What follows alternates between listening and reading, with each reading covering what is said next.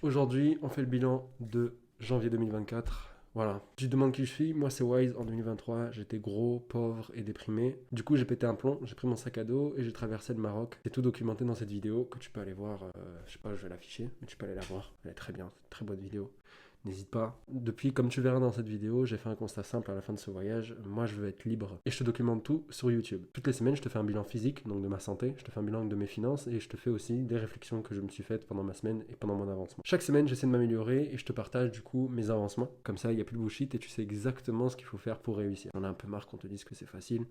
Et je peux te le dire, c'est pas très très facile de réussir. Voilà, je te partage la vérité, brute, violente, je cache rien et j'essaie de faire mon mieux en fait pour réussir dans ma vie et je te documente tout quoi. Du coup, on va commencer avec le bilan physique de janvier 2024. Dans cette semaine, je crois que mon corps il a lâché, comme en gros, si vous voulez, vous étiez dans la transition sur la vidéo de la semaine dernière, c'est à peu près le même titre. Et en fait, c'est du fait du cumul de, je pense, de pas mal de choses. En fait, j'étais malade, mais vraiment très malade de lundi à mardi. Moi, je pensais que j'avais atteint un pic dimanche et que ça allait s'améliorer par la suite.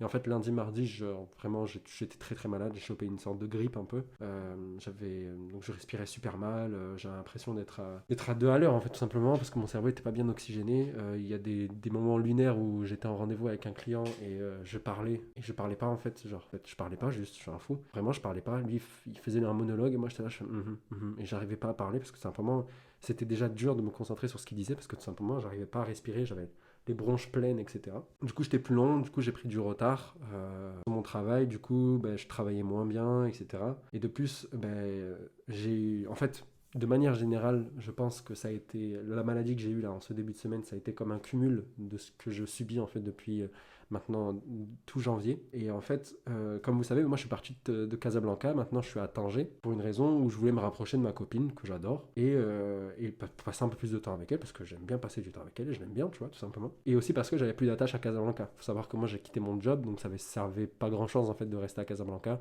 mis à part pour ma famille, mais avec qui j'ai pas forcément de lien très étroit, donc voilà, clairement, juste mon oncle il m'a dit de partir de l'appartement quand je suis arrivé la première fois en fait en juin. Je pensais que j'aurais pu rester tout l'été à Casablanca chez ma famille et en fait mon oncle il m'a fait comprendre très très gentiment que je devais partir, mais c'est pas grave, tu vois, genre c'est la vie, à un moment il avait ses raisons, genre c'est cool, tu vois, moi je suis pas rancunier par rapport à ça. Bref, ce que je veux dire par là c'est que maintenant qu'on on est à côté, on peut se voir beaucoup plus souvent. Le truc c'est que j'ai pas pris en compte la charge mentale que ça prenait en fait. En fait, avant, quand j'étais à Casablanca, je lui disais je coupe le téléphone, je vais travailler et c'est bon. Là, je bossais, j'étais focus sur mon travail et j'avais pas besoin de me prendre la tête avec.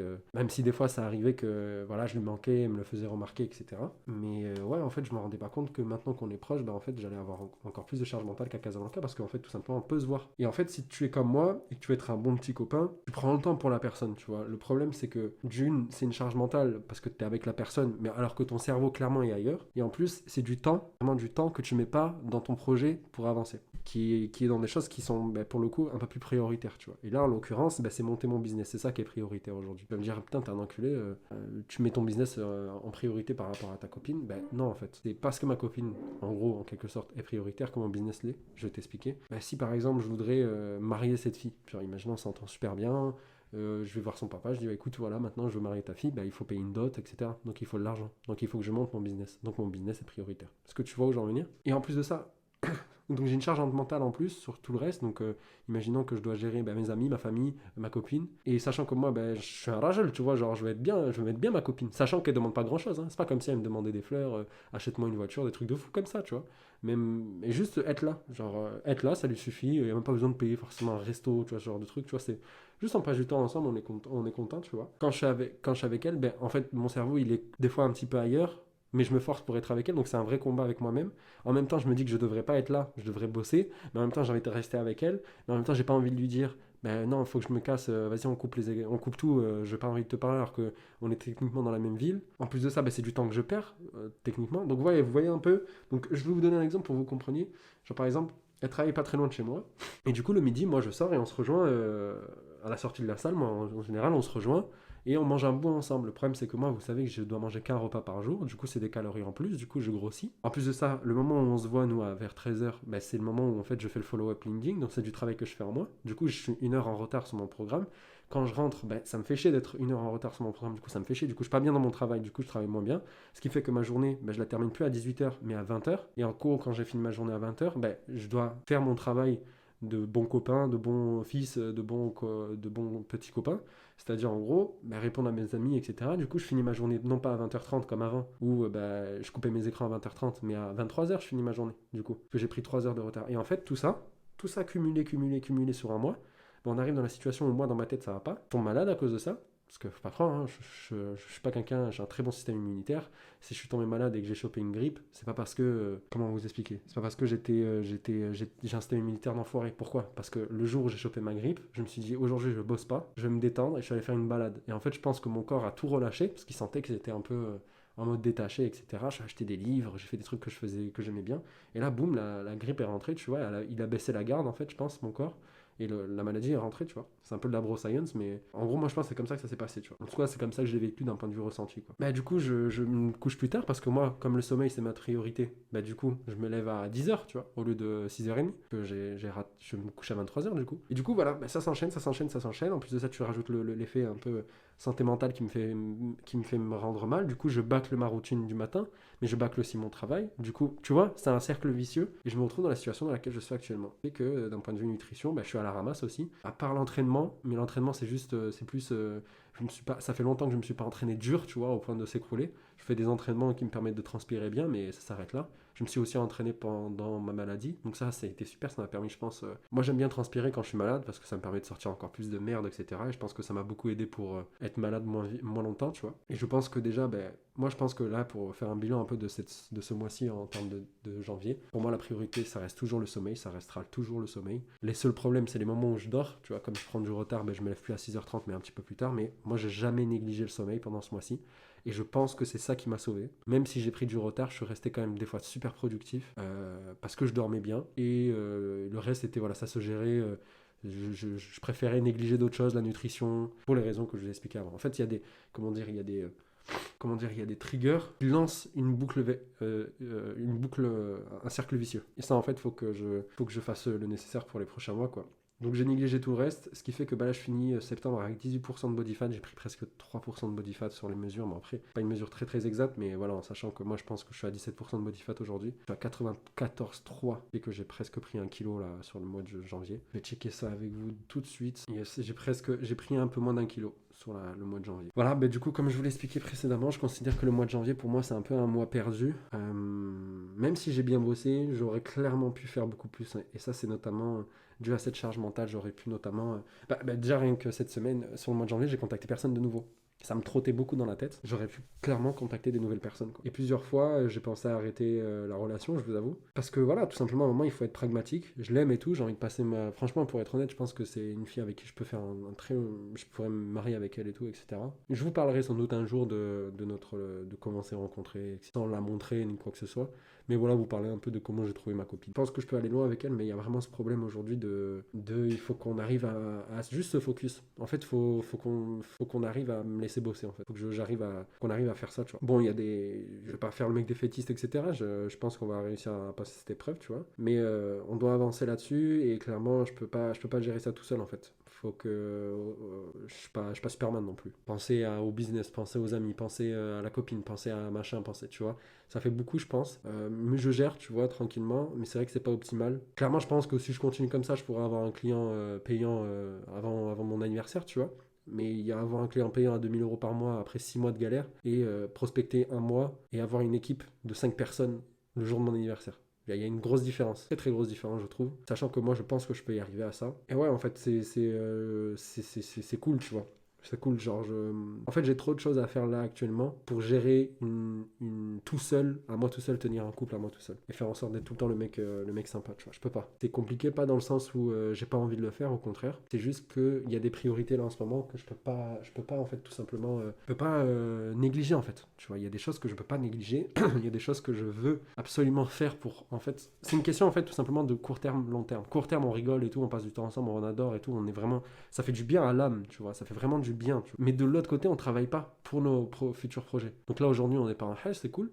Mais dans 6 7 mois, 9 mois, 14 mois, à un moment, il va falloir que je fasse des sous, tu vois. Sinon, je vais devoir rentrer en France, tout simplement, et prendre un job. Enfin, tu vois, donc il faut qu'on bosse dur, tu vois. Bref, on a parlé de ça récemment, notamment hier. Clairement, il y a des engagements qui ont été pris, on va voir comment ça se dégoupille, mais c'est vrai que dans les prochaines semaines, genre vraiment, je vous avoue que j'y pense vraiment en fait, je vais arriver à... En fait, avant de me dire ouais, je vais la quitter, je vais arriver à un truc où je vais faire des choses que j'ai pas envie de faire. Genre, par exemple, bloquer la personne pendant la journée pour être sûr que je vais pas être dérangé, tu vois. T'as compris ça? J'ai pas envie de faire ça, tu vois. Genre, ça me saoule, tu vois. J'ai pas envie d'être le méchant qui fait des dingueries comme ça, tu vois. Ça me fait chier, tu vois. J'ai pas envie d'être ce mec-là, tu vois. C'est trop bizarre. Genre, t'as une copine, tu l'aimes bien, t'as envie de passer du temps avec elle, et tu la bloques en pleine journée pour pouvoir bosser tranquille. Et tu sais, en plus, genre, tout ça pour de l'argent. Clairement, aujourd'hui, c'est ça, tu vois. La dernière barrière qu'on a aujourd'hui, on est bien ensemble, tu vois. La dernière barrière qu'on a aujourd'hui, bah c'est l'argent en fait, c'est le manque d'argent, tu vois, le fait on peut pas, genre je peux pas, techniquement je peux pas subvenir aux besoins de nous deux jusqu'en 2025, tu vois, par exemple. Genre j'ai pas ce truc devant moi, ce cash un peu devant moi qui me permet de dire ça, tu vois, tout simplement. Tu vas me dire, oh mais c'est l'argent, ça fait pas tout. Bah si frère, à un moment faut arrêter, c'est une grosse équation. Aujourd'hui on a rempli dans notre relation, on a rempli plein de points qui sont limite essentiels et que je ne trouve pas dans beaucoup de couples. Il manque juste l'argent. Donc c'est cool, tu vois. Le seul problème que j'ai aujourd'hui, encore une fois, on revient au même problème, c'est le manque d'argent. Donc ça c'est cool, ça me fait plaisir. Genre du fait qu'on est bien ensemble, ben en fait on bosse pas. Vous voyez ce que je veux dire? En plus clairement, c'est pas comme si l'argent manquait aujourd'hui, tu vois. Donc clairement ouais, c'est complexe, c'est une situation un peu complexe. Mais vraiment, si je dois vous donner un conseil, si vous êtes juste en couple ou célibataire, montez votre projet. Si vous êtes juste en couple, vraiment parlez à votre copine et faites en sorte de lui faire comprendre que voilà, vous allez être focus et pas très présent, mais que c'est pour le bien de la cause, en gros, tu vois. Donc ça, moi, je vous le conseille. Si vous êtes célibataire, montez votre projet et ne cherchez pas. C'est pas une fin en soi avoir une copine. Enfin, si, c'est une fin en soi, pardon. Être en couple, je pense que c'est faire des enfants, etc. C'est une fin en soi. Mais je veux dire, au début de votre projet, non.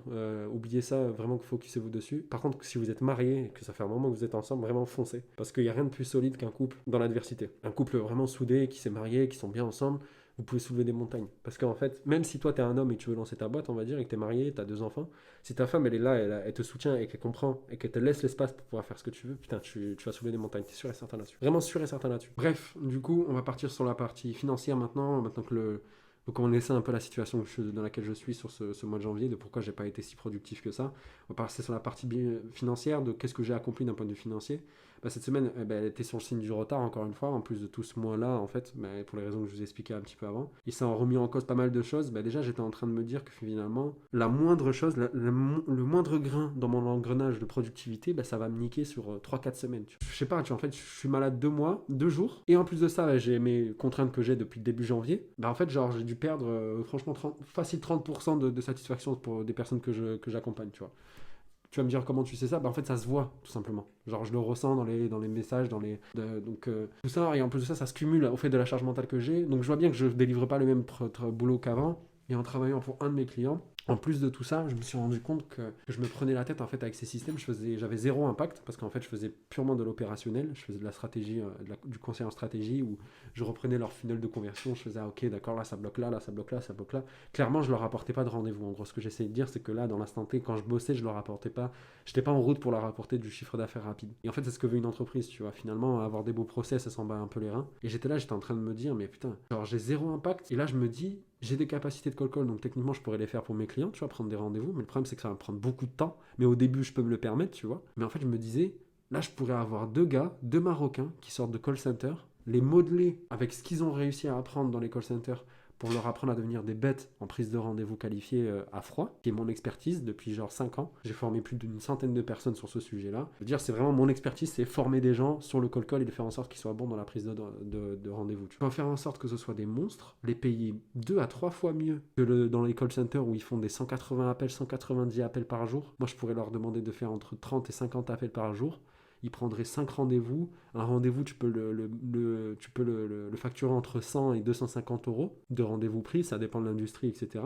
Le gars, il prend 10 rendez-vous, il est mieux payé, il est payé pour 2 mois de salaire en fait, en 10 rendez-vous. Je peux te dire que prendre 10 rendez-vous, c'est rien de fou, genre, tu peux le faire, genre. Je te forme 2-3 semaines, tu peux le faire le mois qui suit, quoi. Et j'étais là, j'étais en train de me dire, mais vas-y, moi je suis là en train de travailler tout son système, comment améliorer son CRM, alors que si je viens et je lui dis, ouais, je prends des rendez-vous qualifiés, si derrière ça close pas, je m'en bats les reins, moi, le rendez-vous il est fait, tu vois. Il a été qualifié, il a été honoré, la personne a été intéressée par son produit. S'il ne close pas derrière, c'est pas mon souci, tu vois. Et j'étais là, je fais putain, ah ouais, en fait, t'as la bonne idée. Et depuis le début, je me disais que j'allais faire ça. Et au final, regarde, faut bien s'écouter. Hein, ton instinct, il il faut l'écouter quoi. Moi j'ai un frère qui travaille dans une ESN et franchement d'un point de vue moi de mes souvenirs, après peut-être ça a changé depuis l'époque, mais de mes souvenirs ils étaient nuls en tout ce qui est prospection, aller chercher de nouveaux clients. Il y avait que mon frère qui était bon en fait là-dedans et encore de ce qu'il faisait, moi je peux te dire j'aurais pu améliorer plein de choses, tu vois, sachant qu'il est bon, hein, il est pas nul là-dedans, tu vois. Mais moi de l'expérience que j'ai et de ce que j'ai réussi à faire dans d'autres boîtes, genre, j'aurais pu faire 1000 fois mieux quoi. Mais bref, donc du coup voilà, il y a un peu cette réalisation que je me fais. Mis à part ça, ben, en gros, ben, ça finit que ben, là aujourd'hui, ben, je suis plutôt reconnaissant d'avoir offert mes services gratuitement à mes clients. Ce qui fait que ben, j'ai appris beaucoup en un mois, mine de rien. Après, il n'y a pas que du mauvais, hein, faut pas être honnête. Là, par exemple, je vais bientôt passer la part des 3000 abonnés sur TikTok. Sur LinkedIn, ben, je vois que mes vidéos marchent beaucoup mieux. Et then, sorry. Voilà, du coup.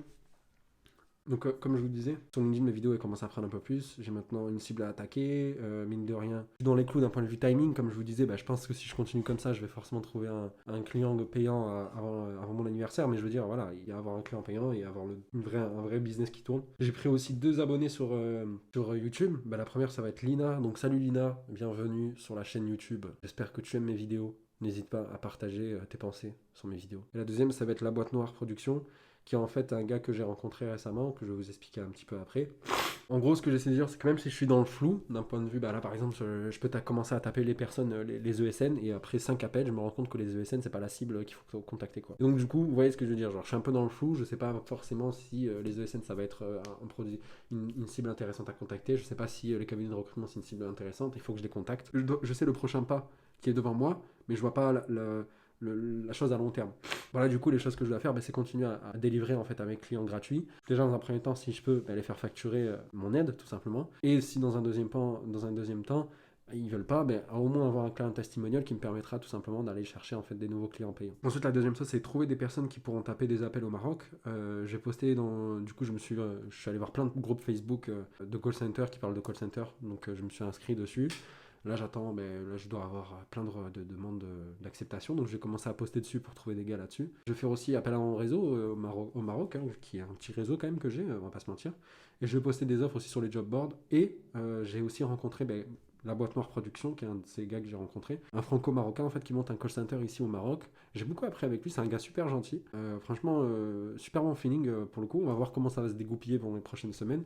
Et en fait, ce qui fait que vendredi, je vais aller le voir du coup à Casablanca. Ça va faire super. En plus, je pourrai aller voir peut-être ma grand-mère au passage, donc ça me fait vraiment plaisir. Et on va discuter, on va voir ce qu'on pourrait faire ensemble, on va voir ce que ça donne. Hein. Rien de sûr hein, pour le moment, mais en tout cas, le feeling est bien passé. Ensuite, la troisième chose, c'est en fait mettre une stratégie de prospection à froid. J'ai parlé à personne en fait ce mois-ci quand j'y pense. J'ai parlé à personne de nouveau. J'ai parlé qu'à mes clients, à ma copine, à mes potes, comptable. Ah oui, le comptable aussi. Voilà pour la société. J'ai parlé à ça. Donc au final, voilà, sur janvier, 0,2 € qui ont été générés, malgré que j'ai trouvé mon premier client qui au final a eu il a eu des problèmes financiers, ce qui fait qu'il ne peut pas me payer. C'est pas grave, ça va arriver plus tard. C'est vraiment un gars sur qui je peux compter, je le sais. J'ai quelques victoires, on va pas se mentir, malgré que j'ai fait 0. Et surtout en ayant bien identifié les points qui bloquent aujourd'hui. Aujourd'hui, je sais où ça bloque, je sais sur quoi je dois être vigilant. À partir de là, il suffit juste de faire. Et voilà, hein. Je sais à peu près où je vais, c'est cool. Donc en tout cas, je vous souhaite une très très bonne semaine. J'espère que votre mois de janvier a plutôt bien commencé. Très bonne semaine à vous, prenez soin de vous et bisous.